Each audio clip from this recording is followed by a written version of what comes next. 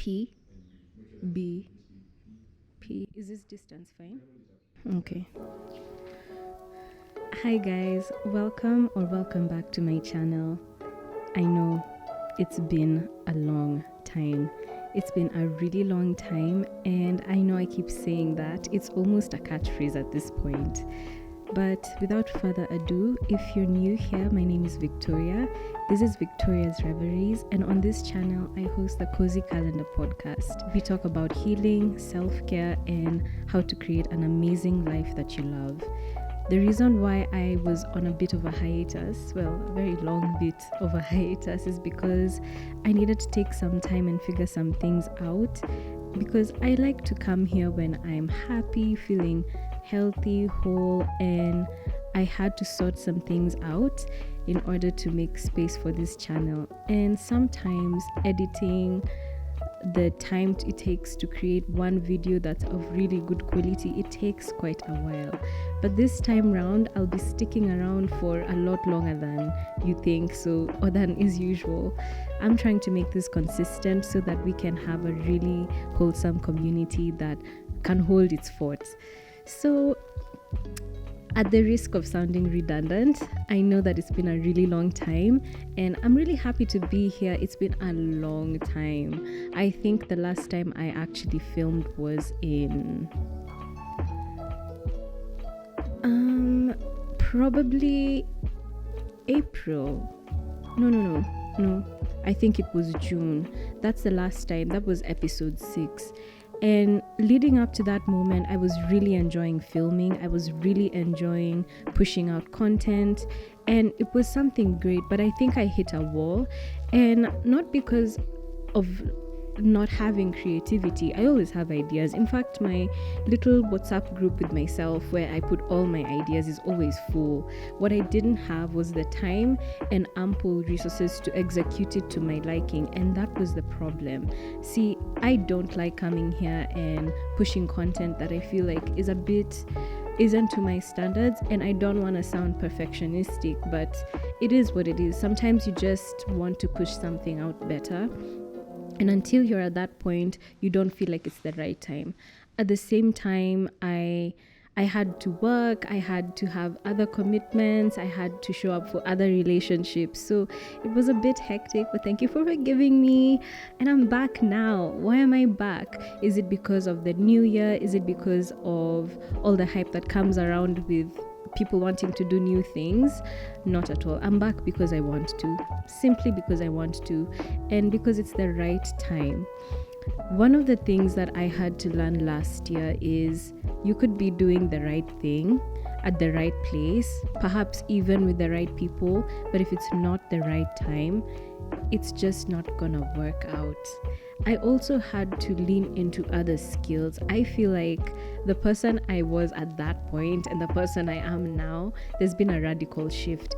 And not to say that I'm not the same person in terms of my core is the same, but I've learned so many lessons that it makes me feel like, okay, now I have all these insights. Do I still share the videos I had recorded? That was something, because for a while I had been recording in batches, and I was taking a really intentional step in making my content have at least one video out on YouTube every day. I became more active on TikTok, but without noticing, I kind of was changing, and some of the videos I was recording, I just couldn't push out. It felt like it was out of time. And I have to admit that in part there was a lot of self-critique there, but at the same time, I think I just noticed, wow, I feel like what I'm doing isn't exactly what I should be doing. There was a little bit of a discrepancy that I couldn't place my finger on, and with the unfolding of events in my life, I think it started to make sense. So why am I saying all this? I just want to take accountability and share where I've been this whole time. And I know that sounds so dramatic. And not to say that, I'm coming here because people have a gun to my head and I need to explain my steps.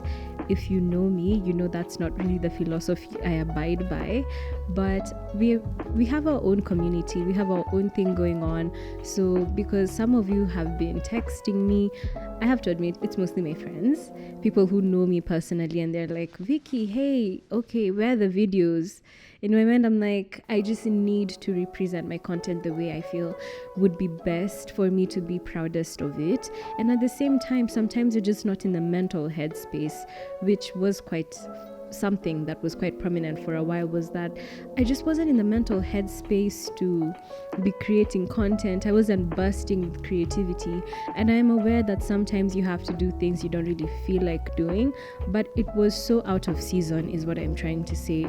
And I've learned that when you're trying to create something great, something beautiful, and you are trying to live and work within God's plan for you, you just don't get to bulldoze your way through sometimes. So you want to do something, but hey, you need this and you need that resource, you need this person, you need to find those things and find all those factors aligning for you to be able to actually do the things you want. And I just wasn't there, so it took some time. And while I was away, I was also figuring such important details in my life that I just needed to not be here. And I hope I don't sound like I'm rambling, and I know I usually kind of giggle when people say that in their videos, because I'm like, okay, just talk. Were you asking us to listen to you while we're already at it? It's been a lot, and I'm trying to be more open. I'm trying to be more vulnerable. I think that's the right way, and that's usually the most impactful way of reaching people, is when you're able to share such intimate things. But let's be real, this is the internet. First, you just, things never go away. And then secondly, one of the lessons I've learned in this last year of my life, in this last year, is sometimes you offer vulnerability to people, and if they aren't the kind of person who can handle that vulnerability, they could end up abusing you. So yeah, you can be soft, but if you're not soft with the right people, if you're not sharing that with the people who can handle that truth or that side of you, it's just not the best. And in all honesty, I think I just want to place my heart in the hands that can carry it. Corny, I know, but real, very real, especially if you're sensitive, which I am. And that's the thing. I do think I have a dichotomy to me. I am very sensitive, but I also have very thick skin, which has come with experience. I think it's also a factor of my character, a factor of my upbringing, and the voice of my mother always telling us to hold our heads high no matter what. And I think that's a great attitude, but I think I do have it within my DNA to just have thick skin. I used to laugh with my friend, and we'd talk about how we don't want to be the Lord's strongest soldiers anymore. And I still think that, especially when you're really going through it, you really are so tired of being strong. You're so tired of you're so tired of always being in the position where you have to master strength. Sometimes you just want to fall into the arms of someone, or into just a beautiful life where you just don't have to struggle so much. And struggle doesn't always mean financial. Let's just be clear. Struggle doesn't always mean financial. Sometimes in life you just want to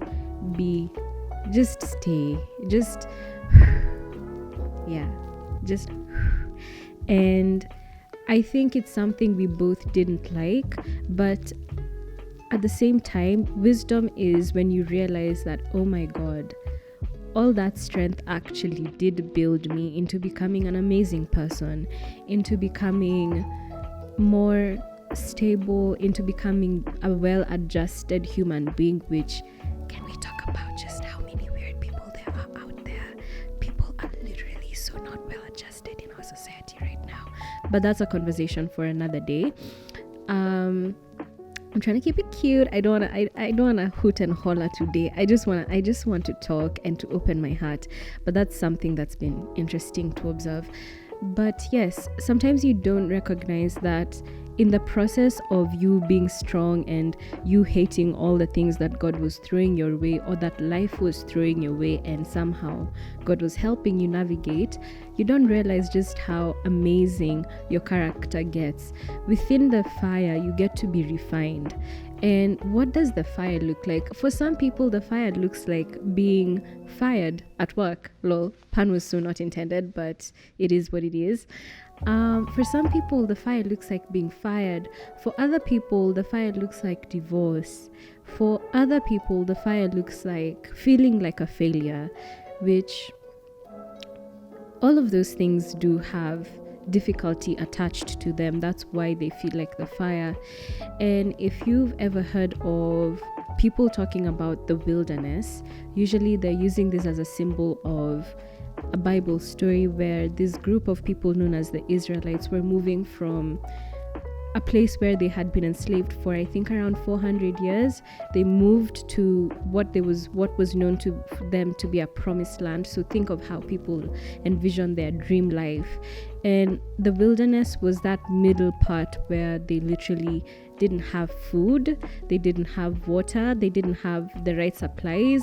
They even desired to go back to their old ways, to their old life where they were actually enslaved. And so the wilderness is where I was and had been for a very long time, not just in the part of last year where I wasn't shooting.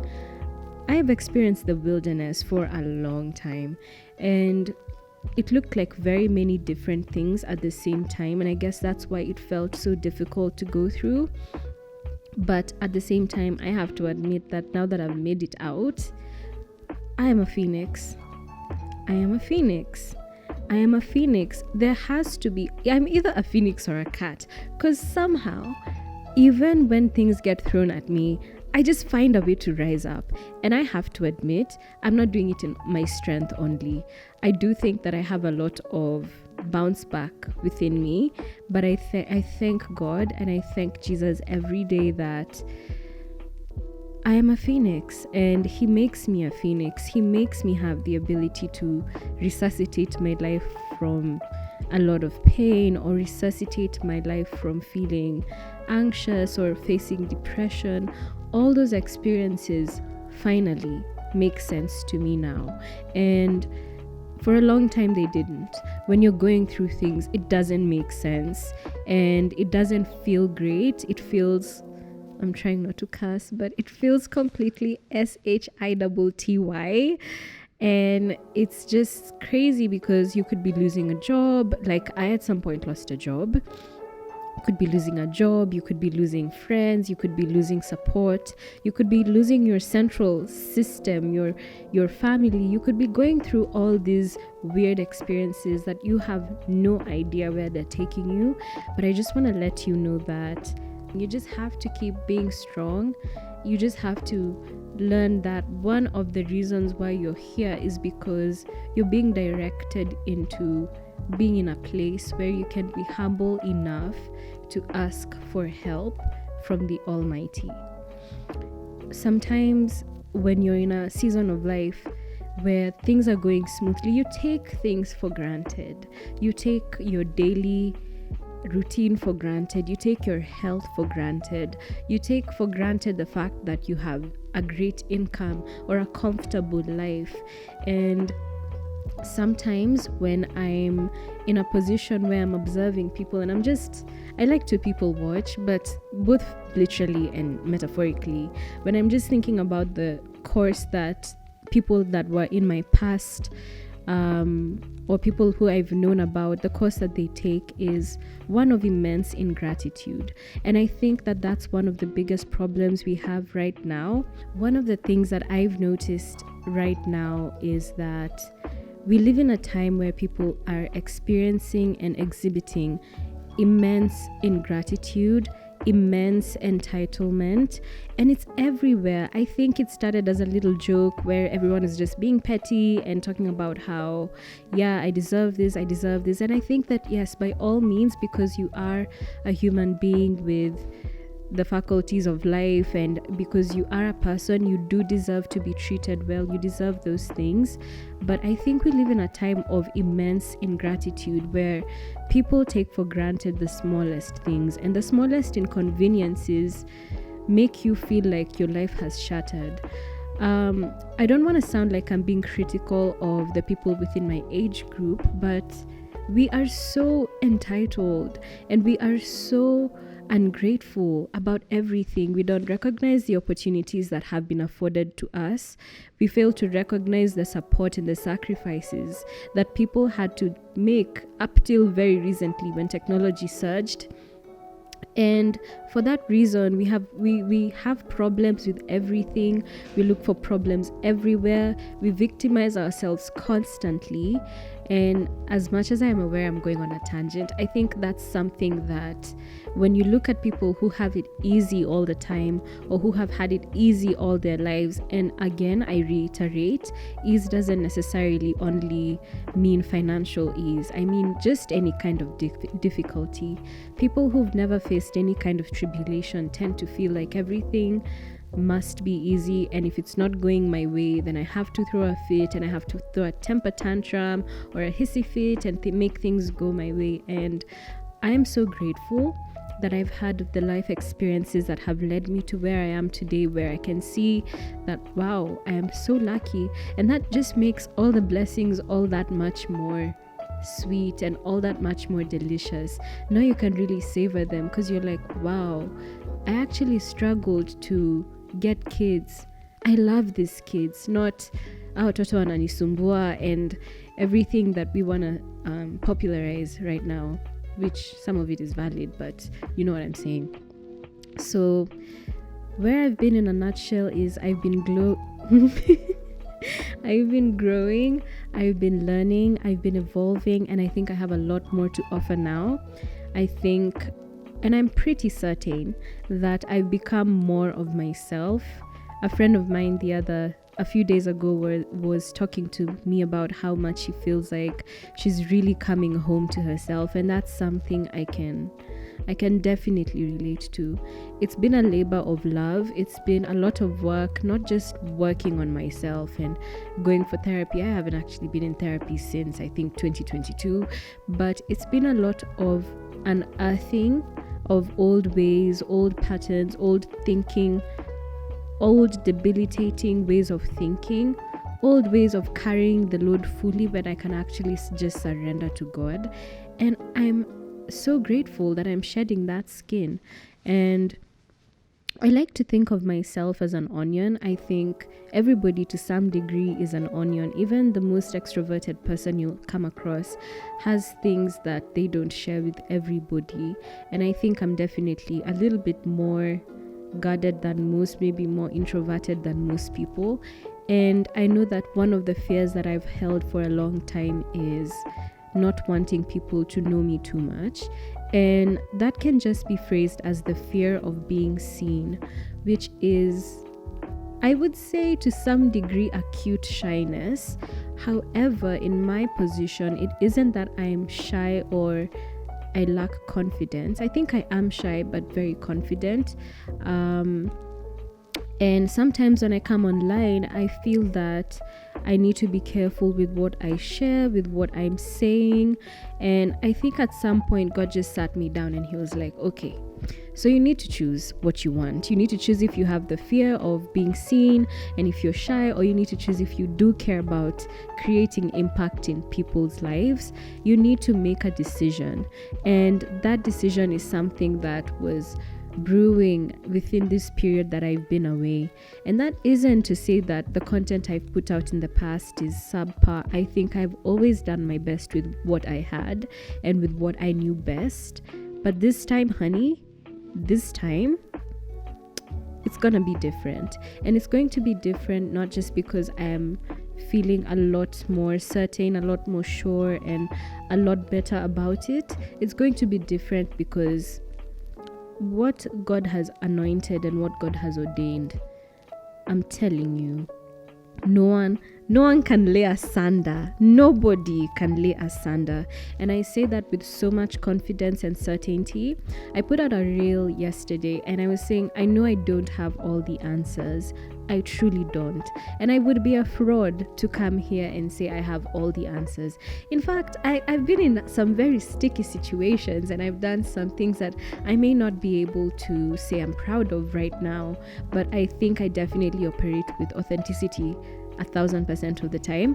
And though I don't have all the answers, I can direct you. I know a friend who fixes situations. I can direct you to him, and he's a great friend. And that isn't to, I know people get very touchy when people talk about God, and when people become Christian, or maybe you, like me, were Christian but you were a bit lukewarm and you decided to renew your faith. I know people get touchy because they don't want to be judged, but the irony is that with people like me who have been on both sides of the spectrum, where you were faithful and on another side where you weren't so faithful, you realize that it comes with humility. So it's not like I'm gonna come here and judge you for the things that I probably may or may not have done, or I know a friend or two who maybe still does them, but that doesn't mean I love them less or that I'm judging them. Maybe I'm praying for them. Maybe I'm praying that they get to the place where pain doesn't drive them to utter self-destruction without them realizing it. That's actually something that I would like. One of the parting shots that I would leave is that I think that pain can transform people in a good way or in a bad way. I've seen it within myself now that I'm allowing the pain and the experiences I've had. And trust me, child, I have had a good life. So I'm not going to come and lie that, oh, it's just been pain and tears. But I've had some very interesting situations and curveballs thrown at me that have informed more of who I am. And something that I have learned is that pain can either transform you positively, so think like caterpillar to a butterfly kind of metamorphosis, but pain unchecked can actually make you become an empty shell of yourself. It'll lead you to the worst coping mechanisms. For some people, that's drugs and alcohol, and for other people, that's work and self-degradation. For other people, it's being overly hedonistic and self-indulgent, throwing yourselves and throwing your body at everybody and not caring how you present to the world, and not because you truly don't care, but because your pain is at the driver's seat of your life. So all that to say that I am so happy to be back. You'll be seeing this face a lot more. And I'm so excited to be here. I can't wait to share more of everything I've been learning, and I can't wait to pour into your lives. I'm also just compelled to say thank you to everybody who's checked up on me in the period of time that I've been away. I really, truly appreciate it. Some of those times were hectic times where maybe I was drowning in work or I was drowning in other areas of my life, but you helped to anchor me, and it reminded me that I have a responsibility that I had kind of forgotten about. And thank you for holding this community together. I can't express my gratitude enough. Someone told me I talk like too formally. Actually, it's been a comment I've received throughout my life at different places. But you know what? It is what it is. And people don't even know how to talk nowadays. I see people writing things and I'm like, who taught you how to spell? Honestly, I know you went to a good school, but you're out here sounding like a rapper. Make it make sense. You think your parents took you to an international school so that you can come out here sounding like Lil Uzi Vert? Anyway, I think I've called enough. I've called out some people out there in that statement. I'm trying to keep it positive right now. But thank you so much. I love you so much. I send you all my love. I pray that you'll be well. And I can't wait to see you in the next one. Mwah. Bye.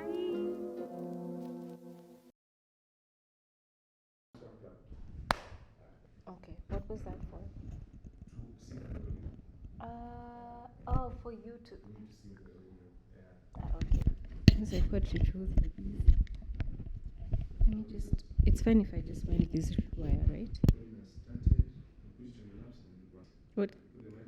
Okay. Do I have to hold it?